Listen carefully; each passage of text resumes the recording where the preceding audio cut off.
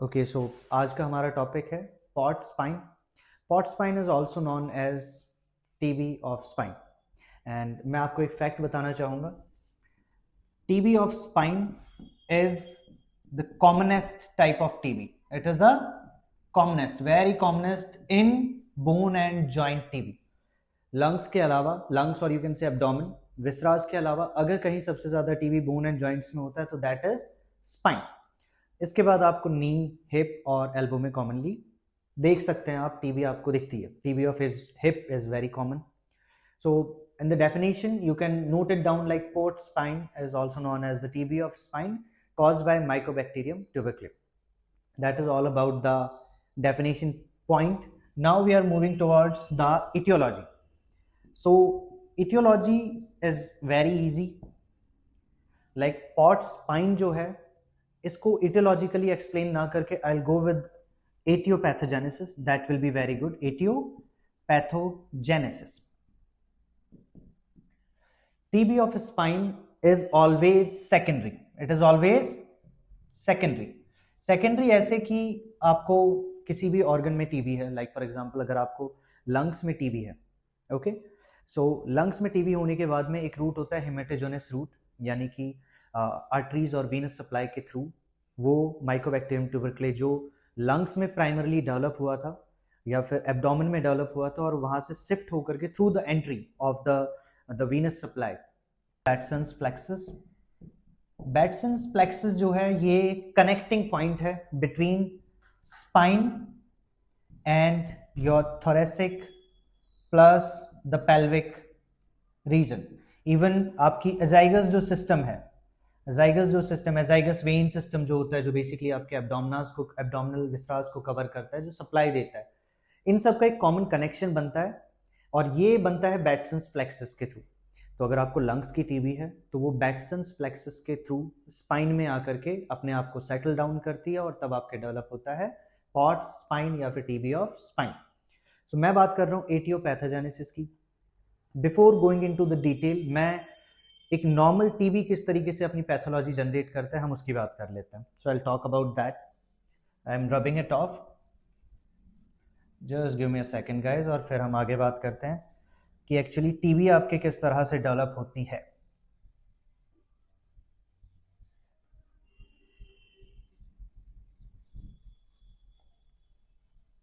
Okay, there it is. हम अब पढ़ रहे हैं पैथोलॉजी ऑफ टीबी, कि आपके टीबी डेवलप हुई कैसे. So for example there are your lungs और ये आपका ट्रैकिया है. Somehow through the droplet nuclei के थ्रू आपने इनहेल कर लिया टीबी के बैक्टीरिया को. टीबी का बैक्टीरिया इनहेल करने के बाद में it will directly reach up to your alveoli. एक बार जब ये एल्वुलाई तक पहुंचता है तो इसके बाद पैथोलॉजी में सबसे जो इंपॉर्टेंट एक चीज होती है वो होती है कि माइकोबैक्टीरियम ट्यूबरक्लीन जो है, जो ये बैक्टीरिया है, इस बैक्टीरिया की अपनी अलग स्ट्रेटजीज हैं to win over our immune system. ये हमारे इम्यून सिस्टम को हराने के लिए बहुत सारी स्ट्रेटजीज यूज करता है. तो आगे की जो लड़ाई है, एक बार जैसे ही आपका बैक्टीरिया अंदर आया, अंदर आने के बाद में ये इम्यून का जो होस्ट का इम्यून सिस्टम है ये उसके साथ अच्छी खासी फाइट करता है. तो आगे चल के जो फाइट होगी ना, ये इस बैक्टीरिया की strategies versus our macrophages, mostly macrophages, इनके बीच अब एक लड़ाई चलेगी. सो जैसे ही आपका बैक्टीरिया इनहेलेशन के थ्रू, ये ड्रॉपलेट्स के थ्रू आपके एल्वुलाइज में पहुंचा, तुरंत के तुरंत आपकी मैक्रोफेजेस यहाँ इस पे अटैक करने के लिए पहुंच जाती हैं. और मैक्रोफेजेस क्या करती हैं? मैक्रोफेजेस एक्चुअली में ये जो स्टेप है ना, ये स्टेप अपने आप में बहुत एक आप कह सकते हैं कैरिज्मेटिक टाइप ऑफ थिंग है. मैक्रोफेजेस क्या करते हैं? मैक्रोफेजेस फेगोसाइटोसिस का एक प्रोसेस होता है. फेगोसाइटोसिस में जिस पैथोजन को हमारे मैक्रोफेजेस खाते हैं वो क्या करते हैं, उसके अराउंड पूरा एक सैक टाइप स्ट्रक्चर बना के उसको इनगल्फ करने के बाद में अपने अंदर ले लेते हैं. और जैसे ही वो अंदर आता है, यहां पे क्या होता है, दिस फेगोजोम, इसे बोला जाता है फेगोजोम. ये फेगोजोम बेसिकली लाइजोसोम्स को अट्रैक्ट करता है. किसे अट्रैक्ट करता है? लाइजोसोम्स को. और लाइजोसोम्स क्या होता है? लाइजोसोम्स में यू कैन से वेरी मच एंजाइम्स होते हैं. लाइक एक तो उसका बहुत ज्यादा एसिडिक एनवायरनमेंट होता है, पीएच बहुत ज्यादा एसिडिक होता है, and very much oxidative enzymes are there. वो फिर इस बैक्टीरिया को न्यूट्रल करके खा जाता है। लेकिन ये जो बैक्टीरिया है माइकोबैक्टीरियम ट्यूबरक्लीन, ये फैगोसोम्स और लाइसोसोम्स को फ्यूज नहीं होने देता। ये सबसे बड़ी प्रॉब्लम है। तो आपने जैसे ही टीबी के बैक्टीरियाज खाए, बॉडी की सेल्स यानी कि मैक्रोफेजेस ने उन पे अटैक किया, अटैक करके उनको अपने अंदर भर भी लिया। ओके, तो एक तरीके का एक यू कैन से एक इन्वेलप बन चुका है। लेकिन ये इन्वेलप जब तक लाइसोसोम्स के साथ नहीं जुड़ेगा तब तक आप बैक्टीरिया को पूरी तरीके से इनएक्टिव नहीं कर सकते हैं। तो माइकोबैक्टीरियम ट्यूबरक्लाइन जो है, Mycobacterium tuberculosis, the bacteria of tuberculosis, ये ऑलमोस्ट जंग को अपनी तरफ खींच चुका होता है। लेकिन प्रॉब्लम यहां आती है, इसके बाद जो चीजें होती है, इसके बाद चीज ये होती है कि ये जो फैगोसोम बना है जिसके अंदर अभी माइकोबैक्टीरियम बैक्टीरिया जो बैक्टीरिया है वो स्टे कर रहा है। अब एक वर्ड आपने सुना होगा, लेटेंट टीबी। क्या सुना होगा? Latent TB. इस टीबी में क्या होता है, जब आप एक्सरे कराते हैं तो आपको छोटे छोटे फोकाई दिखाई देते हैं एक एक्सरेज में, लेकिन वो टीबी नहीं हुई होती है। इंसान को कफ नहीं होता, फीवर नहीं होता, नाइट फीवर नहीं होता, हिमोप्टाइसिस नहीं होता, नथिंग, क्योंकि टीबी अंदर है। और इवन आपका मॉन्टेक्स टेस्ट एक होता है, मॉन्टेक्स टेस्ट, और इवन एलर्जिक टेस्ट जो होते हैं ट्यूबरक्लोइन के लिए, ये सारे पॉजिटिव आएंगे। लेकिन उस इंसान को टीबी नहीं होता है, क्योंकि इस वक्त टीबी का बैक्टीरिया है जरूर, बट वो फैगोसोम के अंदर है, एनवेलप के अंदर बंद है। Okay, so this is the pathophysiology of TB. आगे चल के क्या होगा, एक वर्ड हम कहते हैं एक्टिव टीबी। क्या कहते हैं? Active TB. तो ये जो बैक्टीरिया इस फैगोसोम के अंदर बंद है, लाइसोसोम के साथ ये जुड़ नहीं पाया है, तो इसी टाइम पे क्या होता है, बहुत सारी साइटोकाइंस क्या होती हैं, साइटोकाइंस, और आपने सुना होगा ट्यूमर नेक्रोसिस फैक्टर टीएनएफ, ये केमिकल्स भी वहां आकर के इकट्ठे हो जाते हैं, क्योंकि उन्हें इतना तो पता है ना कि यार बैक्टीरिया भी अंदर है। तो जब ये सारी चीजें आती हैं तो वो बैक्टीरिया को मार भी नहीं पाती, और क्योंकि वो वहां आ जाती हैं तो आसपास का जो टिश्यू होता है, जो सेल्स होती हैं, they will be damaged, they will be damaged. तो पैथोफिजियोलॉजी ऑफ टीबी में सबसे इंपॉर्टेंट जो एक पॉइंट होता है, that will be known as granuloma formation. क्या कहलाएगा? Granuloma formation. So granuloma formation में क्या होता है, जो फैगोसोम है जिसके अंदर अभी ट्यूबरक्लीन बैक्टीरिया फंसा हुआ है, उसके आसपास और बहुत सारी चीजें आकर के इकट्ठी हो जाती हैं, और ये ग्रेनुलोमा अगर इनएक्टिव है, ओके, अभी तक कुछ हुआ नहीं है, तो ग्रेनुलोमा रहेगा और आपके लेटेंट टीबी रहेगी। बट व्हाट हैपेंस कि जैसे ही ये फैगोसोम है, जैसे ये फटेगा एक टाइम बाद, तो ये फटने के बाद में आपका कहलाएगा एक्टिव टीबी। क्या कहलाएगा? Active TB. एक्टिव टीबी में दो फेज होते हैं, proliferative and exudative. Proliferative and exudative. तो प्रोलिफरेटिव में सिर्फ और सिर्फ ग्रेनुलोमा फॉर्मेशन रहेगा, chronic granuloma formation, but after a time it will be converted into caseous necrosis. किसमें कन्वर्ट हो जाएगा? Caseous necrosis. इसमें बेसिकली क्या होता है, केशियस जो वर्ड है, ये वर्ड बेसिकली यूज किया गया है एक चीज लाइक सब्सटेंस के लिए, क्योंकि जहां ये साइटोकाइंस, टीएनएफ वगैरह ग्रेनुलोमा के आसपास इकट्ठे हुए हैं, तो ये क्या करवाते हैं, नेक्रोसिस करवा देते हैं of that particular area. They will cease out it, and once it will be ceased out, it will be more like a cheesy type of material, a white cheesy material. Okay, so that is the pathophysiology of that. और आप थोड़ा सा पढ़िएगा, latent TB और active TB के अलावा दो types होते हैं, जिनमें ये टीबी यहां से डिसलॉज होकर के डायरेक्टली कहां जाती है, इनटू अदर ऑर्गन। स्पाइन में आ सकती है, टीबी ऑफ हिप हो सकता है, टीबी ऑफ नी हो सकता है।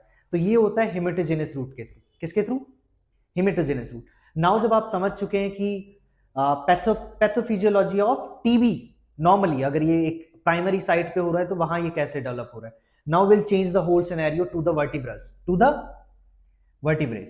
So these are your vertebrae, and that is a side diagram basically. Then you have this kind of structure. Please forgive me अगर मैं स्ट्रक्चर में कुछ गलती करता हूं तो don't find mistakes. My diagrams are not too good, but I'm trying my level best. It's my level best in the diagrams. Okay. Next important thing, the Barton's plexus, the Batson's plexus. Okay. So Batson's plexus के through haematogenous root है, lungs के through वो foci या फिर abdomen TB के through वो फोकाइज कहां आ जाएंगे, आपके स्पाइन में। स्पाइन में ये ज्यादातर इन्वॉल्व करते हैं डॉर्सल रूट को। किसको? Dorsal lumbar you can say, dorsal lumbar root को ज्यादा इन्वॉल्व करते हैं। और इसमें एक कॉमन चीज होती है, एक्चुअली जो सप्लाई आती है वो सप्लाई पैरा डिस्कल एरिया को ज्यादा इन्वॉल्व करती है, यानी कि लोअर डिस्क का अपर पार्ट और अपर डिस्क का लोअर पार्ट प्लस डिस्क, ये इस एरिया को हम कहते हैं paradiscal area. What we call it? Paradiscal area. सबसे पहले ये एरिया ज्यादा इफेक्ट होता है. सो आगे की पैथोफिजियोलॉजी सेम है. माइकोबैक्टीरिया यहां आया एरिया में, जैसे ही उसने खुद को ग्रो करना स्टार्ट किया तो मैक्रोफेजेस आके अटैक करेंगे. मैक्रोफेजेस जब आएंगे तो अगेन ग्रेनुलोमा बनेगा.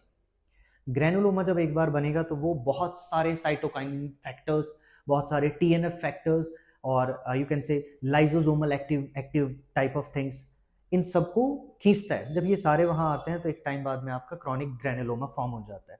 ग्रेनुलोमा फॉर्म होते के साथ में ये बेसिकली इरोजन करना स्टार्ट करेगा बोन्स को. ओके, बोन्स इरोजन हुई, बोन्स इरोजन होने के बाद में आर्टिकुलर डैमेज आपको देखने को मिलेगा. आर्टिकुलर डैमेज के अलावा ये फिर कन्वर्ट हो जाता है केशियस फॉर्मेशन में. ओके, केशियस नेक्रोसिस एरिया बहुत ज्यादा like pulpy, white pulpy type material बन जाएगा. अब्सेस यहाँ आ सकती है. एक पॉट स्पाइन में एक क्लिनिकल फीचर होता है जिसे हम कोल्ड अब्सेस कहते हैं. ओके, कोल्ड अब्सेस अभी हम डिटेल पढ़ेंगे. फिलहाल के लिए this is the pathophysiology of your Pott spine. You can start it writing down from the pathology of TB at lungs, और फिर आप इसे कन्वर्ट करके यहाँ ला सकते हैं. सेम टाइप ऑफ थिंग होने वाली है आगे चल के. Now we have an important clinical point and that will be the types of Pott spine. Types of Pott spine. Now types of Pott spine में हम इसे देखते हैं कि जो एरिया इन्वॉल्व हुआ है उस एरिया के बेस पे. सो अगर आपका ये एरिया इन्वॉल्व हो रहा है जो प्राइमरीली होता है तो इसे हम कहते हैं paradiscal. What we call it? Paradiscal Pott spine या paradiscal TB of spine. Second, central. Central में you have only the vertebral body is involve. Vertebral body is involve. Then we have central. ऐसे ही हमारे पास एक anterior होता है. Anterior में आपके एंटीरियर लॉन्गिट्यूडनल लिगामेंट्स तक भी इन्वॉल्व हो जाते हैं. Okay, and then we have the posterior जिसके अंदर आपका transverse processes, the pedicle, the lamina and the spinous process, ये सारी चीजें इन्वॉल्व होती हैं. तो that is a type of Pott spine. Clinically we can say it कि आपका पैराडिस्कल है, सेंट्रल है, एंटीरियर है, पोस्टीरियर. नाउ एक पैथोलॉजिकल फीचर में जो इंपॉर्टेंट पॉइंट आता है that is cold abscess. Cold abscess is nothing but a collection of पस. बट पॉट स्पाइन में ये देखा जाता है कि इन्फेक्शन के या इन्फ्लामेशन के जो 5 क्लासिकल साइंस होते हैं वो कोल्ड एब्सेस में आपको देखने को नहीं मिलते हैं.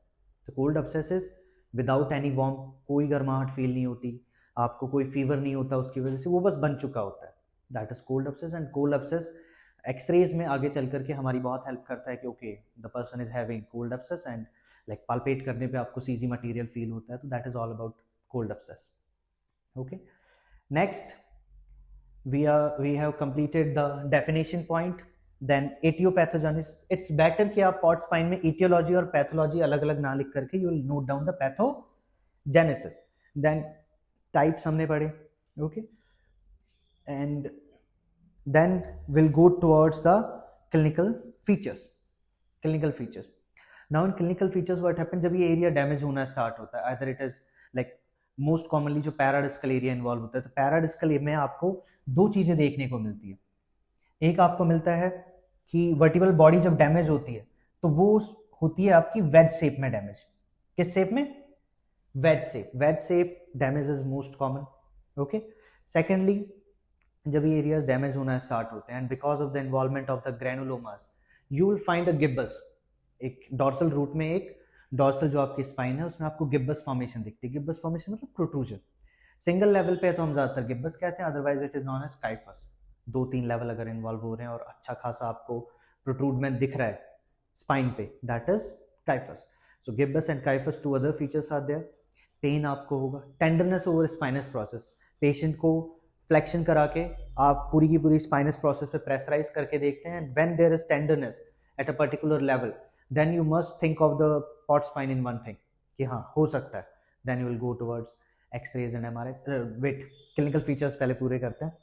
so pain will be there, tenderness will be there, gibbus आपको देखना होता है and then you will look for the kyphus is there. इसके अलावा पैरास्पाइनल एरिया आपको बहुत अच्छे से चेक करना होता है. मूवमेंट आप चेक कर सकते हैं. हालांकि मैं पैथोफिजियोलॉजी में वापस आना चाहूँगा. जब आपकी ग्रेनुलोमा फॉर्मेशन होता है and you will have the caseous necrosis, इसके बाद आगे चल के हीलिंग अपने आप भी हो जाती है कई बारी, और हीलिंग के लिए ये चीज़ें सारी फाइब्रोसिस में कन्वर्ट हो जाती हैं. Fibrosis is nothing but like this tissue is replaced by something else. Okay, this tissue is totally replaced. like TB ठीक है, एलिमिनेट हो गई है. When you will go on the chemotherapy, तो कीमोथेरेपी से वो बैक्टीरिया की डेथ हो जाएगी और उसे वहां से इवेक्यूएट कर दिया जाएगा. Okay, no problem. But still the जो डैमेज हुआ है वो डैमेज रहेगा, तो वो डैमेज कन्वर्टेड हो जाता है इनटू द फाइब्रोसिस. अगर यही टीबी आपके जॉइंट्स में हुआ है, अगर आपके हिप जॉइंट में है, अगर आपके नी जॉइंट में है, तो वहां पे भी बोनी एंकालोजिंग फॉर्मेशन हो जाता है. Remember the word ankylosing. Ankylosing is a clinical point कि हाँ ठीक है, अब इंसान रिकवरी की तरफ बढ़ रहा है. जब एक टाइम बाद आप पॉट स्पाइन को 6 मंथ थेरेपी, 12 मंथ थेरेपी पे रखते हैं, chemotherapy, then after a time you will realise कि वो फाइब्रोसिस में कन्वर्ट हो रहा है. जब वो फाइब्रोसिस में कन्वर्ट होता है, देन यू विल नो कि okay, that is the thing, patient recover कर रहा है. That is a clinical point. आप पैथोफिजियोलॉजी में later on you can add on the point कि ठीक है, इन सब कुछ, इतना सब कुछ डैमेज होने के बाद में, केशियस नेक्रोसिस होने के बाद में इवेंचुअली फाइब्रोसिस होगा, और अगर फाइब्रोसिस होगा तो you are moving towards the healing phase. Clinical features के अलावा एग्जामिनेशन, मोमेंट ऑफ एग्जामिनेशन करिए. पॉट स्पाइन में जब इतना सारा डैमेज होता है और आपके केशियस नेक्रोसिस ग्रेनुलोमास बनते हैं, तो पॉट्स पैराप्लेजिया एक चीज होती है जो बहुत कॉमन तो नहीं कह सकता, बट हाँ पॉट स्पाइन में इवेंचुअली ये कहीं ना कहीं होती है. Pots paraplegia is a different topic, हम फिर कभी उसकी बात करेंगे, but it is a part of Pott spine. Pots paraplegia very important point. Next, neurological examination आप करिए, मोमेंट एग्जामिनेशन आप करिए, एक्सरे इमेजिंग आप कराइए, एमआरआई आप करा सकते हैं. You will go for the CT and you will go for the biopsy, क्योंकि एसिड फास्ट बेसिलाई स्टेनिंग आपको करवानी पड़ेगी. एफएनएसी आपको करवानी पड़ सकती है बायोप्सी के रूप में. And then eventually you will move toward the treatment point. देखिए ट्रीटमेंट पॉइंट बहुत बहुत सारे होते हैं, but rest is very important. जब डेवलप हो रही है, पॉट स्पाइन आपके डेवलप हो रहा है, टीबी अभी एक्टिव है, तो rest is best option, immobilization best option. With chemotherapy तो rifampicin, isoniazid, ethambutol, streptomycin, these are the drugs. और ये कॉम्बिनेशन ऑफ ड्रग्स होता है जो हम कॉमनली यूज करते हैं. आगे चल के एमिकासिन भी हमें यूज करना पड़ सकता है, that is secondary line of drug treatment. But first is these common 5 drugs.